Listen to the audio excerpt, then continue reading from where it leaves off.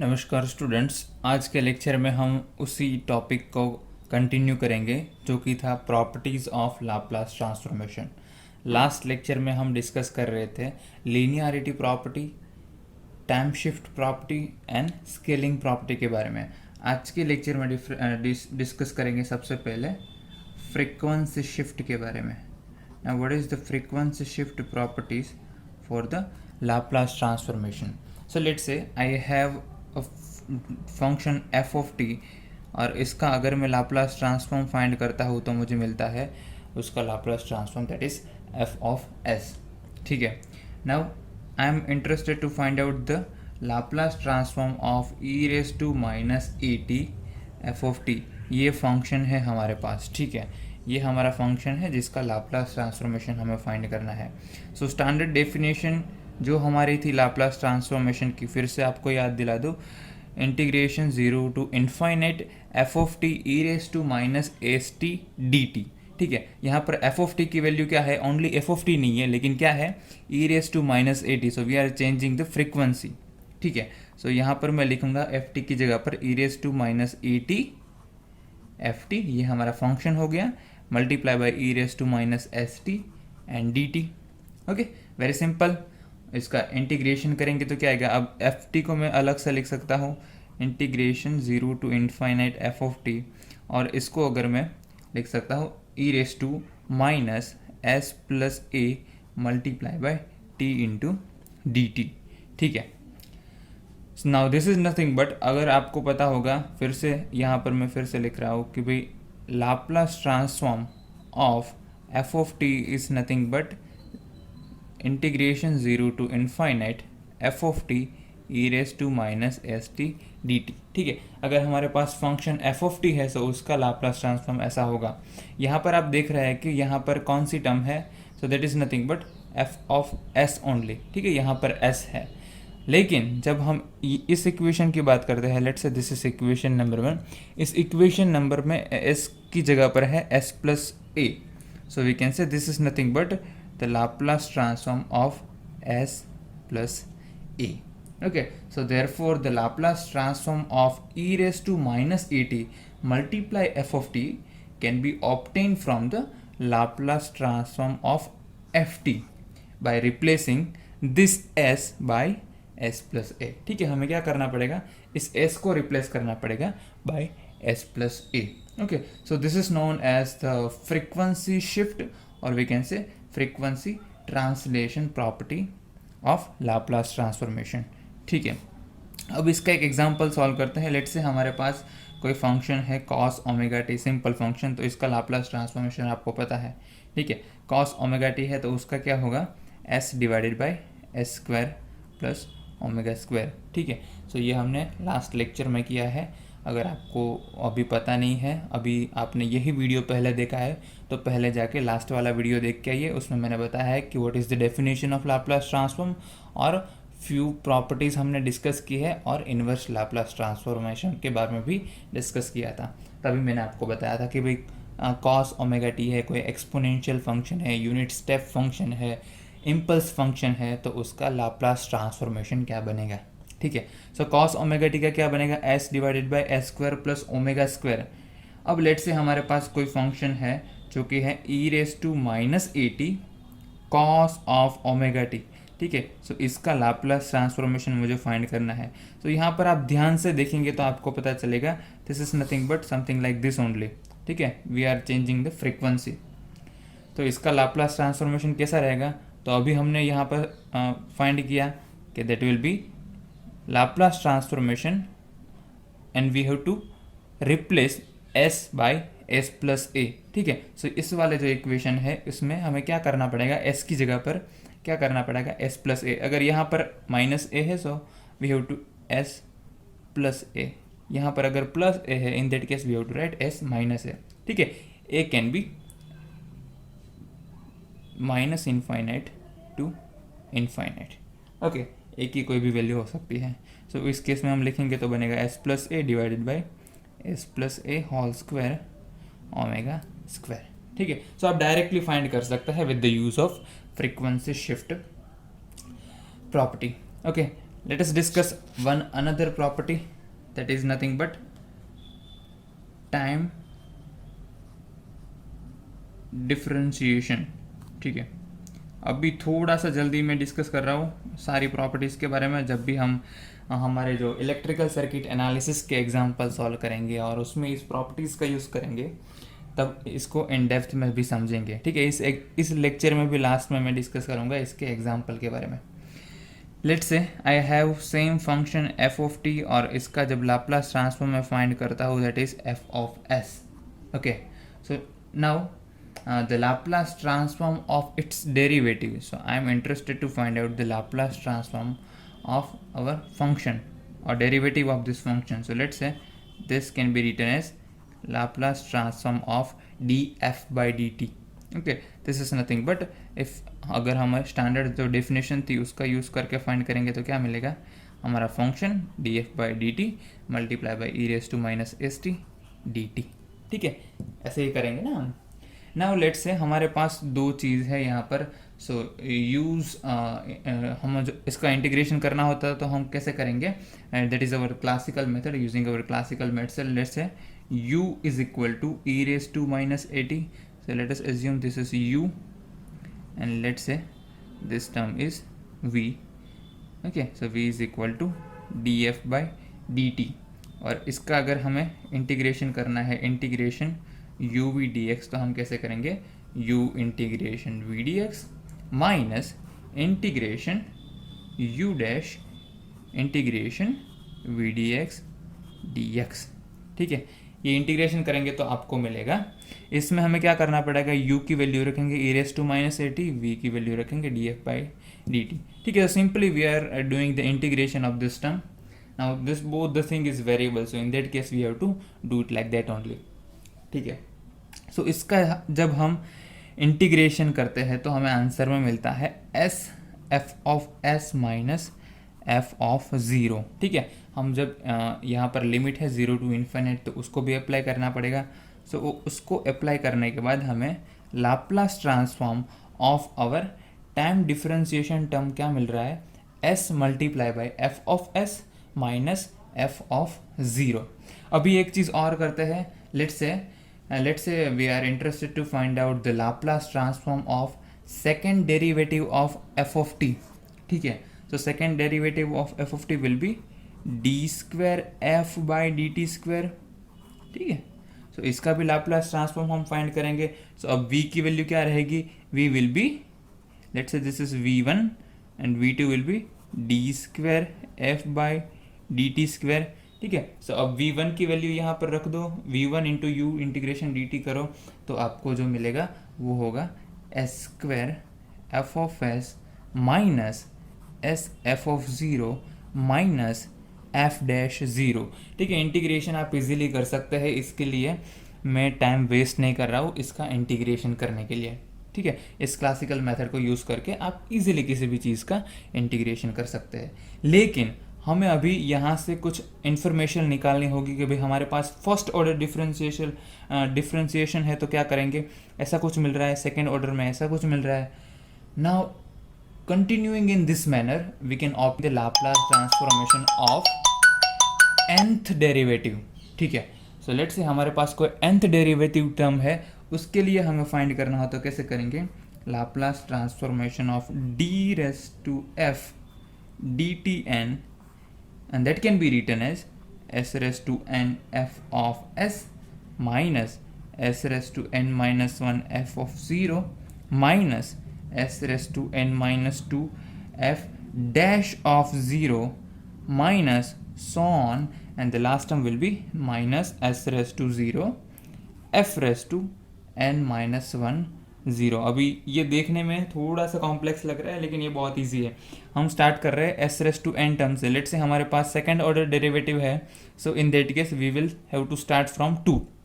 ठीक है, यहाँ पर थर्ड ऑर्डर है, सो उसकी जगह पे क्या करेंगे, एस क्यूब से चालू करेंगे। Okay, s cube multiply by the Laplace transform of f t. Okay, that will be f s only. ठीक है, minus s raise to n minus 1, अगर यहाँ पर थर्ड ऑर्डर है तो 3 के बाद क्या आएगा, 2 के बाद 1। ओके, तो 3 2 1 ऐसे हम कंटिन्यू करेंगे। फोर्थ ऑर्डर है तो 4 3 2 1। ठीक है। सो यहाँ पर एफ ऑफ एस आएगा, बाद में आएगा f of zero, then f dash of zero, then f double dash of zero, then f triple dash of zero, ठीक है, up to f n minus one dash of zero, ठीक है। तो अब ये आपको समझ में आ जाएगा कि अगर आपके पास अब थर्ड ऑर्डर या फोर्थ ऑर्डर से हायर टर्म आपको कभी नहीं आएगा, लेकिन अगर आ सकता है सो उस केस में आप जनरली लाप्लास ट्रांसफॉर्मेशन उसका फाइंड कर सकते हैं। Okay, so I hope you get it. Next properties हम डिस्कस करने वाले हैं, that is time integration. Okay, so that is time integration. So अभी जो हमने डिस्कस किया था वो था time differentiation, next will be time integration. Let's say we are having a function f of t, and when we find the Laplace transform we are getting f of s. Now we are interested to find out the time integration. Okay, so Laplace transformation of 0 to t f of t dt, that is what we are interested to find. Okay, now हमारे f of t की values क्या रहेगी इसमें? f of t की value है the integration of the time integration function 0 to t. Let's say this is f of x into dx, so put this value in this, you will get. अब हमें इसका find करना है Laplace transform, सो मैं directly लिख रहा हूँ 0 to infinite. हमारा जो फंक्शन है उसकी वैल्यू यहाँ पर रही, ठीक है, इसकी वैल्यू यहाँ पर रख देता हूँ 0 to t f of x dx multiply by e raised to minus at dt. This is nothing but the definition of Laplace transform. Okay, अगर हम इसको इंटीग्रेट करेंगे सो सबसे पहले वही कर लेते हैं, इसको पार्ट में डिवाइड करना पड़ेगा। Let's say this is again my u and this is again my v, ठीक है। Now if you just take the integration with using our classical method you will get the answer will be something like this. Okay, so इसका जो आप answer find करेंगे वो आपको कुछ ऐसा मिलेगा। So Laplace transform of 0 to t ft dt, that will be 1 divided by s f of s, ठीक है। आपको लिमिट अप्लाई करनी पड़ेगी, that will be from 0 to infinite. Okay, now इसमें एक चीज़ आएगी, जब आप इंटीग्रेशन करेंगे तो एक टर्म में first term will be okay, but when we talk about the next term, okay, so in that term if we apply the limit t tends to infinity, so in that case e raised to minus s infinity, that term will become 0. Okay, and if we take t is equal to 0, that will be also is equal to 0. So in that case we will left with only one term. Okay, integration आप कर सकते हैं, लेकिन again example में आपको बोला है तो कोई इंटीग्रेशन करने की ज़रूरत नहीं है। We will directly write f of s divided by s, ठीक है। तो सिंपली हमारे पास कोई टाइम इंटीग्रेशन फंक्शन होगा तो उसका लाप्लास ट्रांसफॉर्म हम कर सकते हैं F of s divided by S. Okay, same अगर हायर ऑर्डर होगा सो उस केस में भी आप सेम कर सकते हैं। अब बात करते हैं next property, that is frequency differentiation. So ये प्रॉपर्टी क्या कहती है कि भाई लेट्स से हमारे पास कोई फंक्शन है एफ ऑफ टी, उसका जो लाप्लास ट्रांसफॉर्म है वो हमें मिल रहा है एफ ऑफ एस सॉरी। सो उसको हम ऐसे लिख सकते हैं, that is f of s is nothing but 0 to infinite f of T e raised to minus st dt. Okay, now if we take the differentiation of this term, okay, so that will be dfs by ds. So if we take the differentiation of this by s with respect to s, we will get integration 0 to infinite. Now first f of t और इसका differentiation क्या रहेगा, that will be minus t e raised to minus st, okay, dt. तो ये differentiation रहेगा, ये वाली term constant रहेगी। अब क्या करेंगे, इसको मैं ऐसे भी लिख सकता हूँ, सो इसको थोड़ा सा रीराइट करके लिखूँ तो मैं लिख सकता हूँ integration 0 to infinite minus t f of t, okay, so this is in multiplication only, so we can write like this e raised to minus st dt, ठीक है। अब ये रहा हमारा standard definition of Laplace transform, that says f of s is equal to 0 to infinite f of t e raise to minus s t d t, ठीक है। अब यहाँ पर इसको अगर आप इन दोनों इक्वेशंस को थोड़ा सा कंपेयर करेंगे तो आप देख सकते हैं this look something like same. Okay, 0 to infinite this sum function is there. यहाँ पे कुछ फंक्शन है e raised to minus st sine and dt. Okay, so this is nothing but we can say the Laplace transform of some function, and that function can be written as minus t f of t. ठीक है. सो ये हमने क्या find किया कि भाई हमारा जो फ्रीक्वेंसी डिफरेंशिएशन है that can be written as Laplace transform of minus t f of t. Okay, so इस माइनस साइन को अगर हम दोनों साइड मल्टीप्लाई करें तो मैं इसको लिख सकता हूँ that I hope you can see d f s by d s is equal to that will be minus Laplace transform of t f t. Okay, अब एक चीज़ मैं आपको बताना चाहता हूँ कि that repeated application of this equation. So if we repeatedly use this equation we can find out for the nth order. So that can be written as, so let's say I am interested to find out the Laplace transform. So यहाँ पर let's say T raise to 1 की जगह पर है t raise to n. Okay, f of t. So उसका Laplace transform हमें क्या मिलेगा, that will be minus 1 raise to n dn f of s by dsn. This is very important. ठीक है, सो अगर हमारे पास कोई nth ऑर्डर टर्म है, ठीक है, सो उस केस में हम इस फॉर्मूला का यूज़ करके अपना लाप्लास ट्रांसफॉर्म है उसको फाइंड कर सकते हैं. ठीक है, लेट्स से सेकेंड है n is equal to 2. In that case minus 1 raise to 2 will be 1 only and d square f s by d s square. ठीक है, ऐसा हम यूज़ करेंगे. The next property must be the last property is time periodicity. Okay, now so if let's say our function f of t is a periodic function. Okay, so periodic की मैं बात कर रहा हूँ. let us consider one periodic function that is, let's say, something like this. Okay,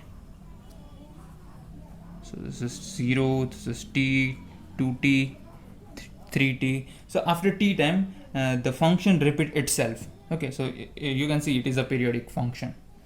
Okay, now we are interested to find out the Laplace transform of such kind of function. So how we can find this? So I can manipulate this function in this case. So let's say this is, I am having one function like this. Okay, here it is t, let's say this is f1 of t.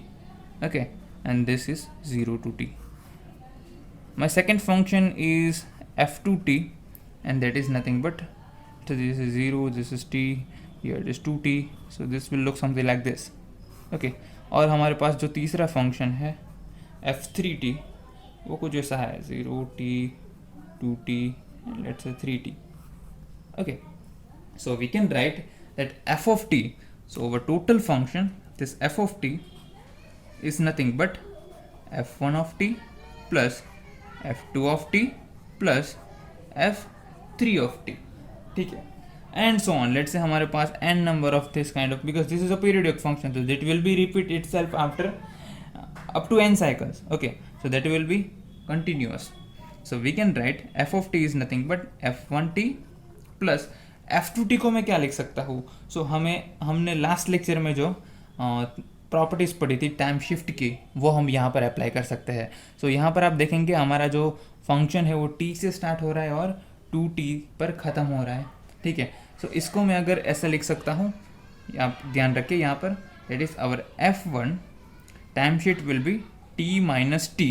यहाँ पर देखिए time shift कितना है, t minus t multiply by the unit step function. Okay, that will be our this f2t.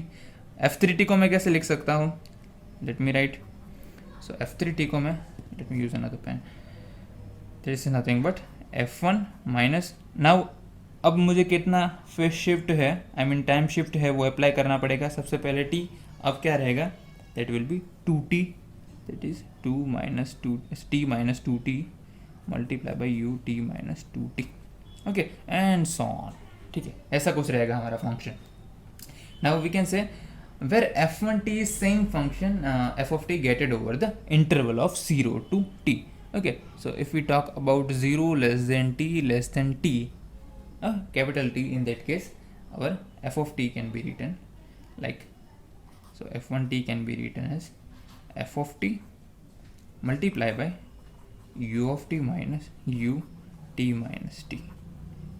Okay, so आप ऐसे लिख सकते हैं. Now if we apply the Laplace transform to this function, okay, so if we apply Laplace transform to this function, we can write f of s, so left hand f of t is equal to f of s. The Laplace transform of f of t will be f of s. Same for f1 of t, that will be f1 of s plus इसका Laplace transform क्या होगा. सो उस lecture में भी हमने discuss किया था कि भाई हमारे पास कोई टाइम शिफ्ट अप्लाई करते हैं फंक्शन में, उस केस में हमें किससे मल्टीप्लाई करना पड़ेगा, e raise to minus s t से. आई मीन जितना भी टाइम शिफ्ट अप्लाई करते हैं उससे मल्टीप्लाई करना पड़ेगा. So e raise to minus s t multiply by the same function f one s, यहाँ पर आएगा e raise to minus two s t again f one s and so on. ठीक है, ऐसा कंटिन्यूस चालू रहेगा. सो एफ वन एस को यहाँ से मैं कॉमन निकाल सकता हूँ और इक्वेशन को लिख सकता हूँ, that is 1 plus e raise to minus a t plus e raise to minus two s t plus so on. Okay, so ये हमारी पूरी कंप्लीट सीरीज है वो बन गई. अब आपको पता होगा कि that 1 plus x square plus x cube plus so on, इसको मैं फाइंड कर सकता हूँ 1 divided by 1 minus x, where the value of mod x is less than 0, sorry 1. okay, so ये सीरीज का फंडा अगर मैं यहाँ पर इम्प्लीमेंट करूँ, सो इस फंक्शन का लाप्लास ट्रांसफॉर्म में लिख सकता हूँ that f of s is nothing but f1 of s divided by 1 minus e raised to t s.